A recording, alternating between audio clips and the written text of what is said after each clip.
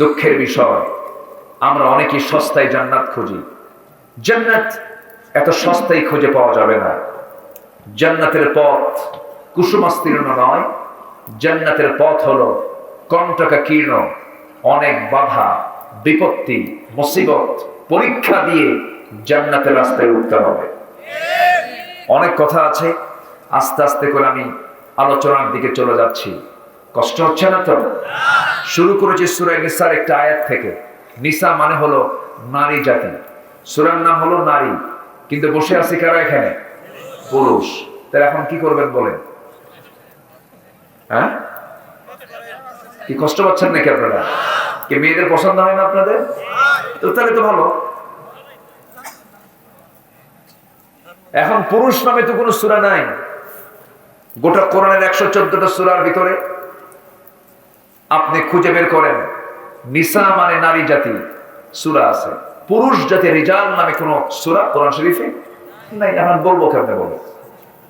নাই তো। গোটা পৃথিবীতে আজকে নারীদের পদচারণা কম না বেশি? আসতে হলো কম না বেশি? নারীর প্রয়োজন তো আছে, প্রয়োজন আছে না নাই বলেন? আচ্ছা, বইয়ের কথা শোনেন না আপনারা? হ্যাঁ, বইয়ের কথা শোনেন না?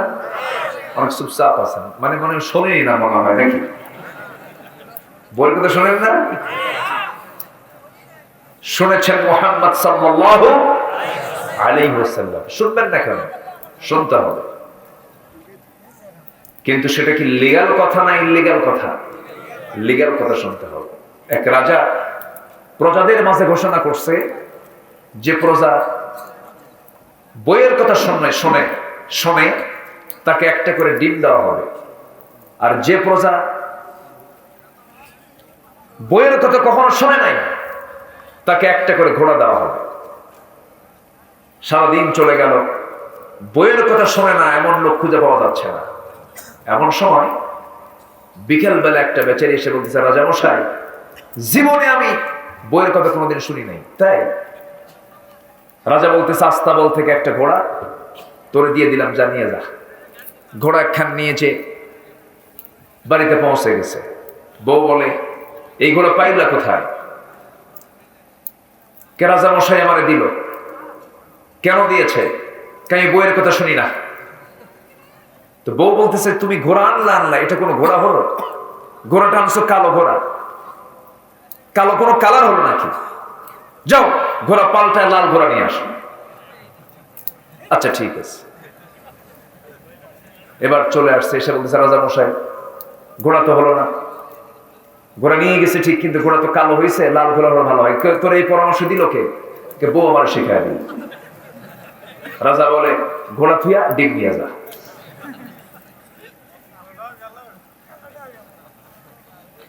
সন্ধ্যা হয়ে গেছে, রাজা গেছে রানীর সামনে। রানী মুস্কি মুস্কি হাসি মেরে বলে, রাজা মশাই, বইয়ের কথা শোনে না এমন লোক কি পাইছেন? কে পাইছিলাম একটা, কিন্তু শেষে দেখি এটাও বইয়ের কথা শোনে।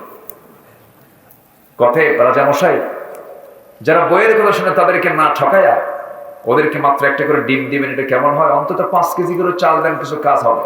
আচ্ছা ঠিক আছে। পরের দিন সকালবেলা উজিরদের সামনে নিয়ে বলতেছে, দেখো আমার উজির বৃন্দ, যারা বইয়ের কথা শোনে তাদেরকে অন্তত ডিমটা না দিয়ে আজকে থেকে 5 কেজি করে চাল দেওয়া হোক। খাদ্যমন্ত্রী বলে, রাজা মশাই আপনাকে এই পরামর্শ দিল কে? বউ আমার শেখায় দিল। তাহলে রাজাও শোনে, প্রজাও শোনে, শুনবেন না কেন? কিন্তু সেই শোনাটা শুনতে হবে বৈধ কথা না অবৈধ কথা? বৈধ কথা না অবৈধ কথা? বৈধ কথা শুনতে হবে। নিসা থেকে আমি আলোচনা শুরু করেছি অলরেডি। আল্লাহ তাআলা আমাকে আপনাকে মনোযোগ দিয়ে আমলের নিয়তে শোনার তৌফিক দান করুন। জোরে বলি আল্লাহুম্মা আমিন। আরো জোরে আল্লাহুম্মা আমিন।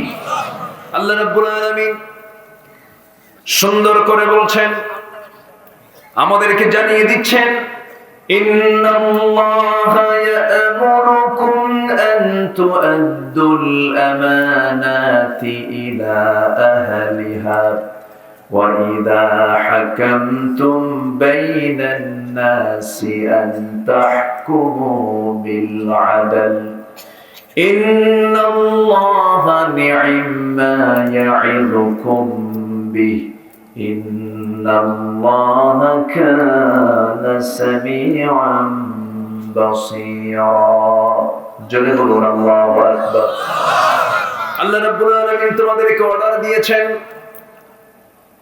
তোমরা কি করবে? তোমরা তোমাদের আমানতটা ঠিক রাখবে। আমানত মানে যার যে হক, সে হক তার কাছে ফেরত দিয়ে দেবে। আমানতের কখনো তোমরা খেয়ানত করবে না। যার আমানত ঠিক আছে, তার ঈমানটা ঠিক আছে। লা ঈমানা লিমান লা আমানাতা লাহু, তার ঈমান নাই যার আমানত ঠিক নাই। আমানতের ব্যাপারে ইসলামের গুরুত্ব সবচেয়ে কম না সবচেয়ে বেশি? সবচেয়ে কম না সবচেয়ে বেশি? ঈমানদারের যতগুলো গুণ আছে, এই গুণগুলোর মধ্যে একটা গুরুত্বপূর্ণ গুণ হলো আমানতের খেয়ানত করা না, আমানত রক্ষা করা। আমানত রক্ষা করা। আল্লাহ রাব্বুল আলামিন ঈমানদারদের গুণ কি কি হবে বিভিন্ন জায়গায় বর্ণনা করেছেন। ঈমানদের গুণগুলো কি কি মুমিনুন খুঁজলে পেয়ে যাবেন, সূরা মুমিনুন পড়বেন পেয়ে যাবেন। কাফিরদের চরিত্র কেমন, সূরা কাফিরুন পড়বেন পেয়ে যাবেন। মুনাফিকদের চরিত্র কেমন, মুনাফিকুন পড়বেন, সূরা পেয়ে যাবেন।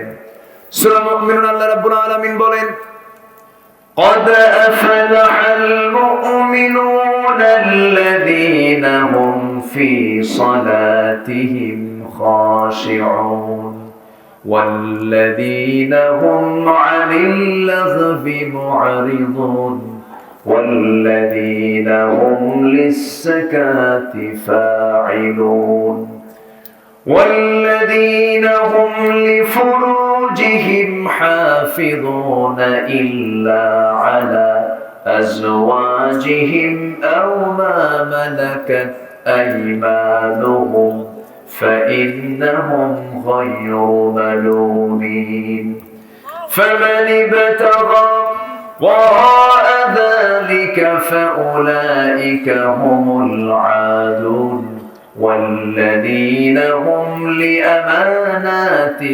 وعهدهم راعون والذين هم على صلواتهم يحافظون أولئك هم الوارثون الذين يرثون الفردوس هم فيها خالدون জোরে বলুন আল্লাহু আকবার। আমার বন্ধুগণ, আল্লাহ রাব্বুল আলামিন মুমিনদের মোটামুটি 7টা গুণের কথা বলে দিয়েছেন সূরা মুমিনুনের শুরুতে। মুমিনরা এক নম্বর কি গুণে গুণান্বিত হবে? মুমিনরা যখন নামাজে দাঁড়াবে খুশুর সঙ্গে তারা নামাজটা পড়বে। দুঃখজনক হলো সত্য, আমার দেশের মুসলমান কম না বেশি? আস্তে কম কেন? কম না বেশি? নামাজি বেশি না বেনামাজি বেশি? নামাজ ইমানদার বেশি না বেনামাজি ইমানদার বেশি? বেনামাজি আবার ইমানদার, কিন্তু বেনামাজি আবার ইমানদার। আমার দেশে টুপিওয়ালা বেশি না টুপিওয়ালা কম? টুপিওয়ালা কম না টুপিওয়ালাই তো কম? টুপিওয়ালা কয়জন? আচ্ছা, আমার দেশে দাড়িওয়ালা বেশি না দাড়িওয়ালা কম? দাড়ি ছাড়া বেশি না দাড়িওয়ালা বেশি? হ্যাঁ, দাড়িওয়ালা বেশি আমার দেশে? দাড়িওয়ালা বেশি? আচ্ছা আচ্ছা, বিড়ি খাওয়া লোক বেশি না বিড়ি ছাড়া লোক বেশি? ভালো করে বলে। বিড়ি খাওয়া লোক বেশি। হ্যাঁ, তাহলে বিড়ি খাওয়া লোক বেশি, দাড়ি ছাড়া লোক বেশি, বেনামাজি লোক বেশি। আর মুসলমান কম না বেশি? মুসলমান বেশি, কিন্তু মুসলমানের যে চরিত্র, দাড়ি আলা হবে না দাড়ি ছাড়া হবে? আচ্ছা, মুসলমান নামাজি হবে না বেনামাজি হবে? নামাজি হবে। তাহলে মুসলমানের যে চরিত্র, সূরাত এবং সিরাত, বাহ্যিক সামান্য কিছু কম বেশি, এখানেও মুসলমানের আমার দেশের সমস্যা আছে না নাই? আসতে বলবেন না, আছে না নাই? আছে। কেন জানেন? এর মূল কারণ হলো আমি যদি বলি এখানে যারা বসে আছেন যে কোরআনের আলোচনা শুনতে আসছেন, এই কোরআনটা সহি করে পড়তে পারেন, শুদ্ধ করে পড়তে পারেন, হাত কি বেশি উঠবে না কম উঠবে? সহি করে পড়তে পারেন, এই হাতের সংখ্যা কি খুব বেশি হবে না খুব কম হবে? খুব কম হবে। এটার জন্য প্রথম দোষ ব্যক্তিগত, এটা ব্যক্তির দোষ, এটা ঠিক আছে, কিন্তু এটার জন্য আরো কিছু দায়বদ্ধতা, অনেকের দোষ আছে না নাই? আসতে বলবেন না, আছে না নাই? আমার দেশে বহু বিসিএস ক্যাডার, যারা বিসিএস করে চাকরি বাকরি করছেন, দেশের যারা ফার্স্ট ক্লাস নাগরিক, বিসিএস ক্যাডার, অথচ তাকে যদি বলা হয় আপনি সূরা ফাতিহাটা সহি করে পড়েন, পড়তে পারবে না। আমি কি ভুল বলছি? আসতে, আমি কি ভুল বলছি? অথচ সকল শেখার আগে উচিত ছিল কোরআনটা তার শিখে নেওয়া। যদি এমনটা হতো, বিসিএস পরীক্ষার ভাইভা বোর্ডে এমন শর্ত যদি জড়িয়ে দেওয়া হতো, সকল বিসিএস পরীক্ষার ভাইভা বোর্ডে যে মুসলমান, তাকে গোটা কোরআনের যে কোনো পৃষ্ঠা থেকে এক পৃষ্ঠা কোরআন তাকে সুন্দর করে তেলাওয়াত করে শোনাতে হবে। কারো কি তেলাওয়াত ভুল থাকতো? আসতে বলবে না, ভুল থাকতো? পার্লামেন্টে কারি সাহেব যায় না একদিন, তো তেলাওয়াতের জন্য একজন এমপি কে দায়িত্ব দিয়েছে, এমপি তেলাওয়াত করতেছে, কেল হেল্লে হে হে, শয়তান কই তোর আমার তেলাওয়াত ভালো আছে। এই হচ্ছে আমার দেশের মুসলমানের হাল, মুসলমানের দশা। জান্নাত পেতে হলে মূর্খ কখনো জান্নাত পাবে না। ইসলাম না জেনে, না বুঝে, না মেনে জান্নাত পাওয়া যাবে না। আমার কথা কি বোঝা যায়? আমার কথা কি বোঝা যায়? বুঝতে হবে। আমরা শিখব সবার আগে। জোরে বলি ইনশাআল্লাহ, জোরে বলি ইনশাআল্লাহ। ব্রাহ্মণের ছেলে ব্রাহ্মণ হতে পারে, খ্রিস্টানের ছেলে খ্রিস্টান হতে পারে, ইহুদির ছেলে ইহুদি হতে পারে, কিন্তু মুসলমানের ছেলে মুসলমান হতে পারে না যদি ঈমান না থাকে, ইসলাম না থাকে। ইমামের ছেলে ইমাম হতে পারে না যদি তার মধ্যে ইমামতির যোগ্যতা না থাকে। আমার বন্ধুগণ, ইমানদার হতে হতে ইমানদার হতে হলে ইমান থাকতে হবে, মুসলমান হতে হলে মুসলমানই তো তার মধ্যে থাকতে হবে, গুণ তার মধ্যে থাকতে হবে। আজকে নামাজ নাই, অথচ মরে গেলে প্রথম প্রশ্ন হবে নামাজ। আবার কিয়ামতের দিন যে সমস্ত বান্দাকে আল্লাহ রাব্বুল আলামিন জান্নাত না দিয়ে জাহান্নাম দিবেন, যতগুলো অপরাধ তার জীবনে হয়েছে, এর মধ্যে এক নম্বর অপরাধ হবে কি বলেন? নামাজ ছেড়ে দেওয়া। জাহান্নামে যারা যতগুলো কারণ আছে, এর মধ্যে অন্যতম এক নম্বরের কারণ হলো নামাজ যারা পড়ে যায় তারা জাহান্নামে যাবে। এত বড় গুরুত্বপূর্ণ নামাজের মতো একটা ইবাদত, আমার দেশে বহু জনসভা আছে, লক্ষ লক্ষ মানুষ সেখানে যায়, নেতা বক্তব্য দেয়, লক্ষ লক্ষ মানুষ সেখানে হাজির হয়, অথচ ফরজ নামাজ জোহর চলে গেল, আসর চলে গেল, মাগরিব চলে গেল, এশা চলে গেল, নামাজের কোনো কর্মসূচি নাই।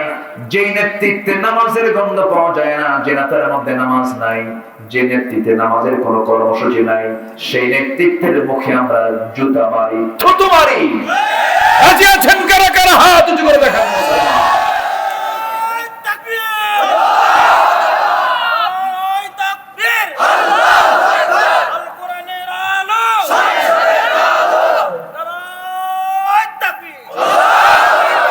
কারণ যে আমাকে জান্নাতের পথ দেখাবে না, তার সঙ্গে আমার সম্পর্ক রাখার কোনো প্রয়োজন নাই, তার সাথে আমার সম্পর্ক রাখার কোনো দরকার নাই। সম্মানিত ভাইয়েরা, তাহলে আমার আপনার সকল কর্মসূচির আগে এক নম্বর কর্মসূচি হলো আজান হলেই কিসে দাঁড়ানো? কোথায় চলে যাওয়া? আসতে বলেন, কোথায় চলে যাওয়া? শুধু মসজিদ বৃদ্ধি হলে হবে না। আমার দেশে মসজিদ বেশি না মুসল্লি বেশি? বলেন বলেন। আমার দেশে মানুষ বেশি না চোর বেশি? ভালো করে। আচ্ছা, যে নামাজ পড়ে না তার সে কি ছোটখাটো চোর? এখন বলেন আমার দেশের মানুষ বেশি না চোর বেশি? যে আল্লাহকে যে ফাঁকি দিতে পারে সে তো জনগণের টাকাও মারতেই পারে, সে নিজের দেশের টাকা বাইরে পাচার করতেই পারে। কষ্ট পাচ্ছেন? আল্লাহর কসম করে বলি, আমি কোন দলীয় এজেন্ডা নিয়ে এখানে আসিনি, আমি কোন নির্দিষ্ট দলের পক্ষে কথা বলতে আসিনি। আমি এখানে এসেছি কোরআন থেকে কিছু কথা বলতে। আমার আজকে আলোচনার সাবজেক্ট হচ্ছে আমানতদারিতা এবং ন্যায় বিচার। এই সংশ্লিষ্ট যে আয়াত, এই আয়াতকে সামনে রেখেই আমি কিছু কথা বলছি। ক্যামেরার কারণে অনেকে কষ্ট পাচ্ছেন, দেখতে পাচ্ছেন না, থামেন। ঠিক তো, সবই ঠিক, কিন্তু আপনি শুনছেন হাজার হাজার, আর আগামীকাল এই ক্যামেরাগুলো কোটি মানুষকে শোনায় দেবে, এটাও ঠিক। দুটাই যদি ঠিক হয় তাহলে আপনি আবার এরকম আপত্তি করেন কেন? আরে এখানে আওয়াজ হচ্ছে আর সামনে মাশাআল্লাহ সবাই আছেন তো, মনোযোগ দিয়ে আছেন তো সবাই? বলি আলহামদুলিল্লাহ। আমি কি আলোচনা চালিয়ে যাব?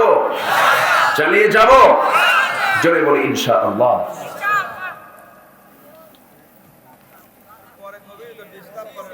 আমার কি কিছু বলবেন? চলে যাবেন? এখন মানে আমি প্রধান অতিথিকে সম্মান, অবশ্যই উনি তো আমাদের চিফ গেস্ট, অবশ্যই তিনি সম্মানিত, অবশ্যই তিনি আমাদের বরেণ্য মেহমান, কিন্তু কমিটিদের একটু মনে হয় মিস্টেক হয়ে গেছে। সেটা হলো আমার একটু আগে দেওয়া অথবা আমার শেষে দিলে, হয়তো মনোযোগ রাত দিয়ে দিলে ছন্দপতনটা হতো না। তো সৌন্দর্যের একটা খেলাফ হোক আমার মনে হয় না, আমি এটা চাচ্ছি না। আমি বেশিক্ষণ বলবো না, সামান্য একটু কথা বলি, আমি আপনাকে দিয়ে দেবো ইনশাল্লাহ। আপনিও থাকেন, আমার দুজন একসঙ্গে যাই না, কি আছে? হ্যাঁ, অতিথি তো আমাদের সবার থাকা দরকার, তাই না? সবই তো ঠিক, কিন্তু সমস্যাও আছে। আমি সব দিকে চিন্তা করছি, কারণ সবার তো একটা ব্যস্ততা থাকে। উনি হয়তো বাই প্রেসারে বলে ফেললেন, কিন্তু কষ্ট পেলে আমি মাফ চাই। আচ্ছা, মুক্তাজায় হাল অবস্থার পরিপ্রেক্ষিত তো একটা আলোচনার ঠিক একটা পয়েন্টে এসে থেমে গেলে আবার একটু আল্লাহর কালাম তো, আমি জাস্ট মূল জিস্ট কথাগুলো বলি, আমরা শেষের দিকে যাব। ওয়ামা তাওফীকি ইল্লা বিল্লাহ। আমি এখানে এসেছি 8টায়, আমার প্ল্যান ছিল আমি 9টায় উঠবো অথবা 9:30টায় উঠবো, কিন্তু উঠতে উঠতে আমার দেশে হয় কি জানেন, প্রধান বক্তাকে এমন সময় তুলে দেয় যে সময় যাওয়ার সময় হয়। মানুষ যখন চলে যাওয়ার সময় হয় সেই সময় প্রধান বক্তাকে ম্যাক্সিমাম মাহফিল উঠায় দেওয়া হয়। এটা যে কত কষ্ট, এটা যে কত একটা মানে কষ্টের কারণ হয়ে যায়। মানুষের যৌবনকাল 9টা থেকে, মানুষের যৌবনকাল কেমন 25 থেকে 40 বছর, এরপর কি আর মানুষের যৌবন থাকে? চামড়া ঢিল হয়ে যায়, চোখে কম দেখে, দাঁত ভেঙে যায়, দাঁতগুলো পড়ে যায়। তো মাহফিলের মূল যৌবন হলো সর্বোচ্চ 9টা থেকে 11টা। সেই যৌবনকাল পার করে আমি উঠছি বুড়াকাল। এখন এই সময় কিছু কথা, যেহেতু সবাই আছেন, আমি খুবই খুশি, আনন্দিত যে একজন লোকের কোনো নড়াচড়া আমি লক্ষ্য করছি না। বলি আলহামদুলিল্লাহ, জোরে বলি আলহামদুলিল্লাহ। আমি মাহফিলের বৃহত্তর স্বার্থের দিকে তাকিয়ে আমি একটু আপনাকে কষ্ট দিচ্ছি, একটু মেহরবানি করে উনিও থাকবেন, সবাই থাকবেন না ইনশাআল্লাহ? আমরা শেষ কাজ করব কি দিয়া বলেন? এই সে মনোযোগের ঠিক আগ দিয়ে আজকে মাহফিলের প্রধান অতিথি তিনি কিছু সালাম সৌজন্য বিনিময় করবেন, এটাও তার মূল্যবান কথা আমরা শুনবো। জোরে বলি ইনশাআল্লাহ। আমার দিকে তাকান। তাহলে আমার আলোচনা আজকে কোন সূরা থেকে বলেন তো? পুরুষ সূরা না মহিলা সূরা? মহিলা সূরা। আমার ভাইয়েরা, যদিও মহিলা সূরা, কিন্তু আমি যেখান থেকে তেলাওয়াত করেছি সেই তেলাওয়াতকৃত আয়াতের ভিতরে মেয়েদের কোনো প্রসঙ্গ যদিও আসে নাই, কিন্তু প্রত্যেকটা জায়গায় বিচারের কথা আছে না নাই? আমানতদারিতার কথা আছে না নাই? শুধু পুরুষরা আমানত রক্ষা করবে, মেয়েদের আমানত রক্ষা করার কোনো দরকার নাই মনে হয়। তাহলে মূলত কোরআনটা শুধু পুরুষ জাতির জন্য না, মহিলা জাতির জন্য, সবার জন্য, যা মানুষ যার নাম তার জন্য প্রয়োজন। কোরআন যে মানবে সেই জান্নাত পেয়ে যাবে, কোরআন যে মানবে না সে কখনো জান্নাত পাবে না। আল্লাহ রাব্বুল আলামিন সুন্দর করে বলছেন, কুলনা হাবিতু মিনহা জামিআন ফাইম্মা ইয়াতিয়ান্নাকুম মিন্নি হুদান ফামান তাবিআ হুদায়া ফালা খাউফুন আলাইহিম ওয়ালা হুম ইয়াহজানুন। আমার কিতাবের যারা ইত্তেবা করবে, এই কিতাবকে যারা মেনে চলবে, তাদের কোনো ভয় নাই, তাদের কোনো চিন্তার কারণ নাই। এই ওয়াদাটা কে করেছেন? আস্তে বলুন না, কে করেছেন? আল্লাহ করেছেন। এই জন্য আমরা কোরআন শরীফ, কোরআনটা বেশি করে পড়বো, জানার চেষ্টা করব। না জেনে না বুঝে জান্নাত পাওয়া যাবে না। জানার নাম ঈমান, মানার নামও ঈমান। জানতে হবে, মানতে হবে।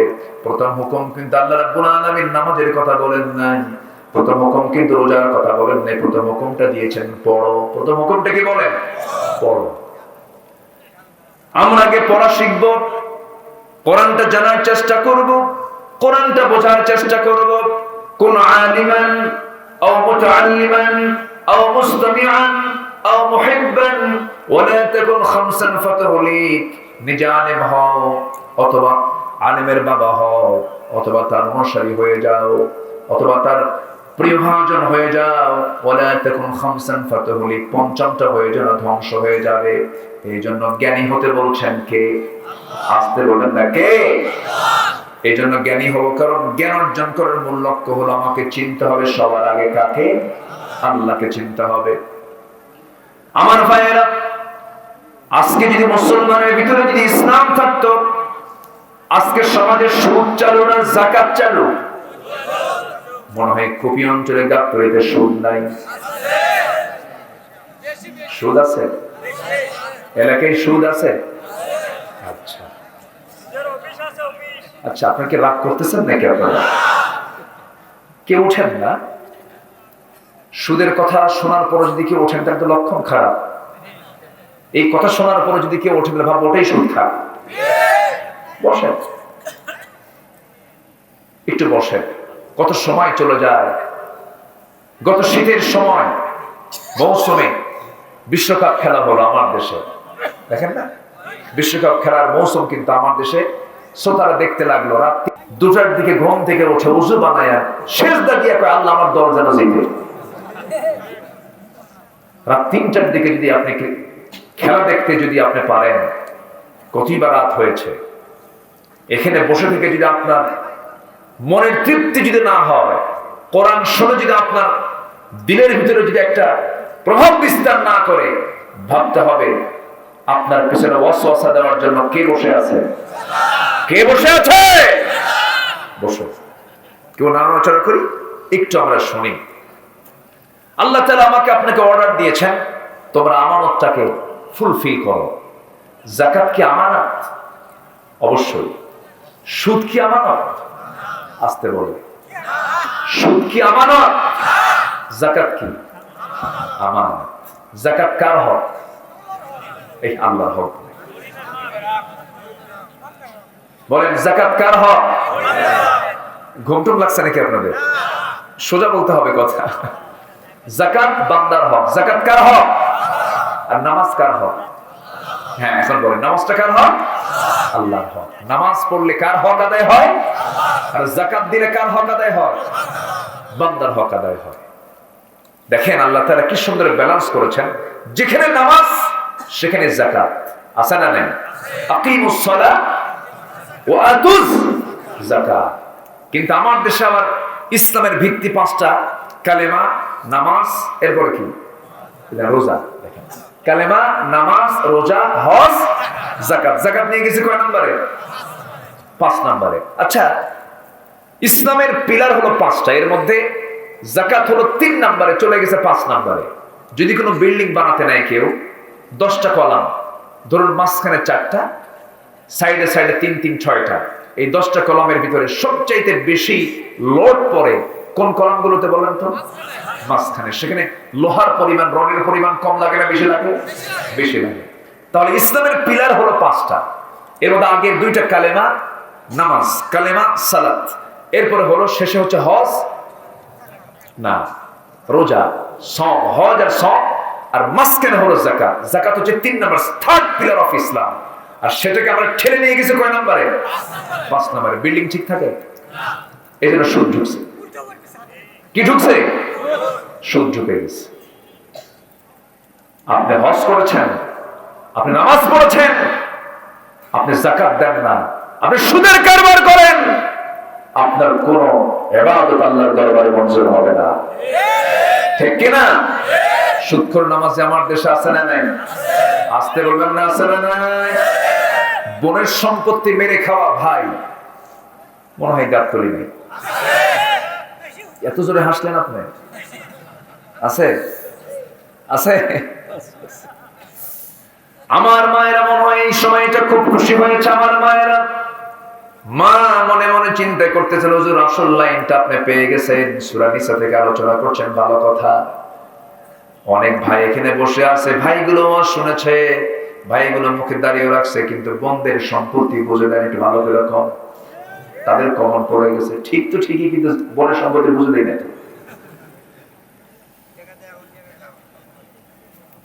বাপ যেদিন মরে গেছে, বাপ মরে যাওয়ার সঙ্গে সঙ্গে বাবা মৃত্যুর মধ্য দিয়ে যেমন ভাই সম্পত্তির ওয়ারিশ হয়ে যায়, বোন কি একটু দেরিতে হয় নাকি? তার সাথে সাথেই হয়। ভাই যখন হয়, বোন তখনই হয়ে যায়। কিন্তু বাপ মারা গেছে, এক যুগ হয়ে গেছে, কিন্তু ধানী সম্পত্তি গুলো ভাইরা খায়, বোনদের বুঝে দেয় না। আছে না? বোনদের বুঝে দেয় না। যুগ পার হয়ে যায়, বলা হয় বোনদের বুঝে দাও না কেন? বোনরাও লজ্জায় কিছু বলতে পারে না। মাঝে মাঝে বোনদের দাওয়াত দেয়, একটু মিষ্টি খাওয়ায়, ঈদের পর্বে দাওয়াত দেয়, বিভিন্ন ভালো মন্দ কিছু খাওয়ায়। আবার মাঝে মাঝে পাশে বোনকে বসায় বলে, বোন আমার রাগ করো না, একটা কথা বলি কি, অংশ নিলে কিন্তু ধ্বংস হয়। দেখছেন কি ফতুয়া দিল? মনে হয় ওহী নাযিল হয়েছে শয়তান থেকে উপরে। আছে না নাই? বোনকে সম্পত্তি বুঝে দেন, এটা কি আমানত না খেয়ানত? কারণ আমানত রক্ষা না খেয়ানত হলো এটা? এটা কি ইমানদারের কাজ না জালিমের কাজ? জালিমের কাজ। মনে মনে হয়তো চিন্তা করতেছেন, হুজুর কি ওয়াজ শুনতে আসলাম, আপনাদের বোনের সম্পত্তি বের করে দিয়ে দিচ্ছেন, এরকম মনে করতেছেন নাকি আপনারা? আমার ভাইয়েরা, এরকম করে আমানতের কথা যদি বলি, ঘন্টার পরে ঘন্টা চলে যাবে, বহু প্রসঙ্গ চলে আসবে। আমানতদারিকে কখনো নষ্ট করা যাবে না। যে যে দায়িত্ব পালন করেন, স্বামী স্ত্রীর জন্য আমানত, স্ত্রী স্বামীর জন্য আমানত। স্বামীর হক নষ্ট করতে পারবে না স্ত্রী, স্ত্রী হক নষ্ট করতে পারবে না স্বামী। আজকে এমন হক নষ্ট হওয়ার পরিবেশ আছে না নাই বলেন? স্বামী আছে, স্বামী থাকতে পরকিয়া করা মহিলা মনে হয় বাংলার জমিনে খুঁজে পাওয়া যাবে না। বেশি হুজুর। এক নম্বর, শিশু পার্ক গুলোতে শিশুরা যায় না শিশুর মা খেলার যায়? বলেন তো কারা যায়?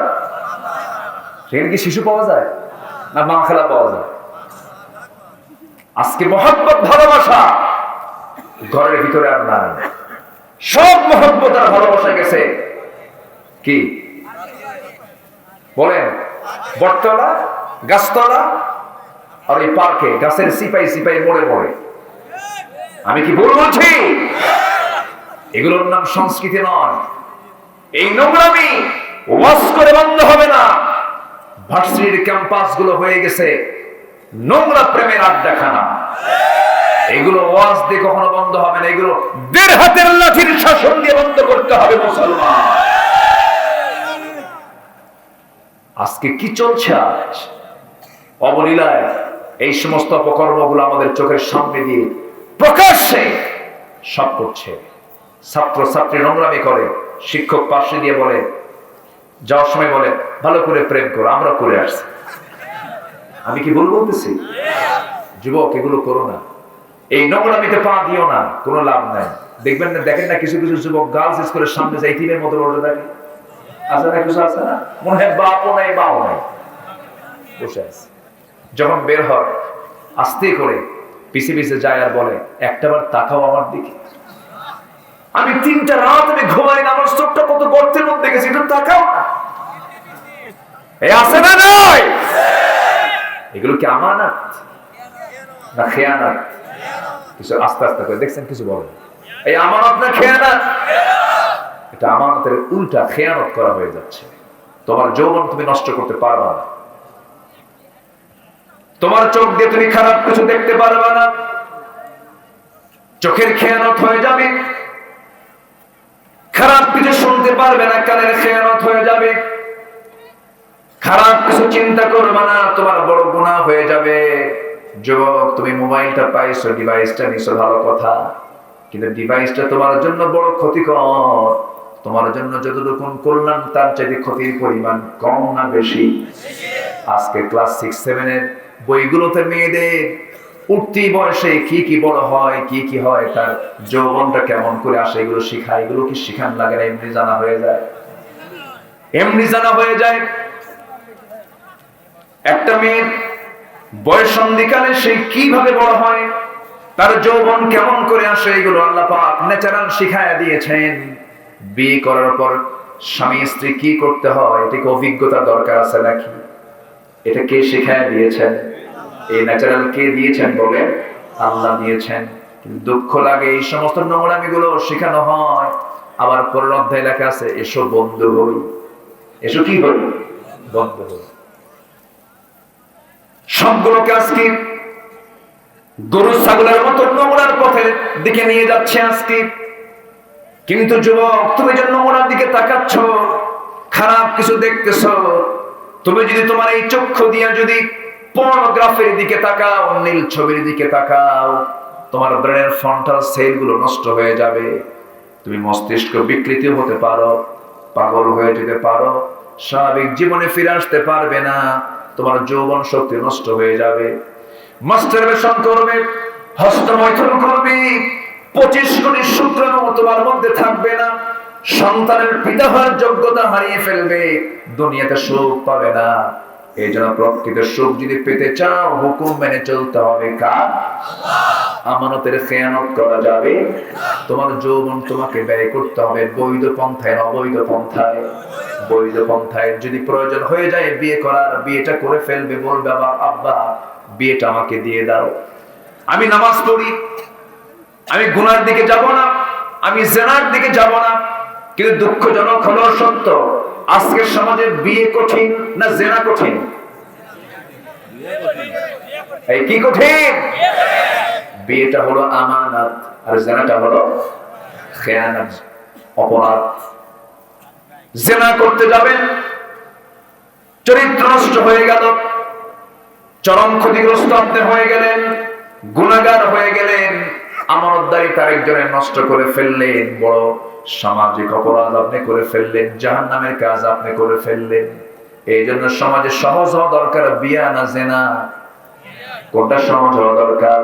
কিন্তু দুঃখজনক হলো সত্য, দেখবেন কিছু কিছু বাপ মা আপত্তি করে, হয়তো ছেলেটা বলে, আব্বা যৌবন হয়ে গেছে, ভালো থাকতে চাই, আমারে বিয়া করাও। কিছু কিছু বাপ আবার খেপে গেলে গিয়ে বল, কিসের বিয়া রে? নিজের পায়ে খাড়া হ। ওকে অন্যের পায়ে খাড়া হয়ে আছে? আমি কি শেষ করে দেবো নাকি? আলোচনা চালাবো, আলোচনা চালাবো। তাহলে সমাজে বিয়ে সহজ করা দরকার না জেনা সহজ করা দরকার? কিন্তু আজকের সমাজে বিয়ে সহজ না জেনা সহজ? জেনা। কোন জন যুবক এখানে বলেই ফেলছে সরকারি চাকরি না কি? ও মেয়ের বাপ সরকারি চাকরি খোঁজে। হ্যাঁ, দেখছেন মেয়ের বাপের উপর কি খেপা যুবক দেখে, বিয়ে করবে কিন্তু বিয়ে দিচ্ছে না দেখে।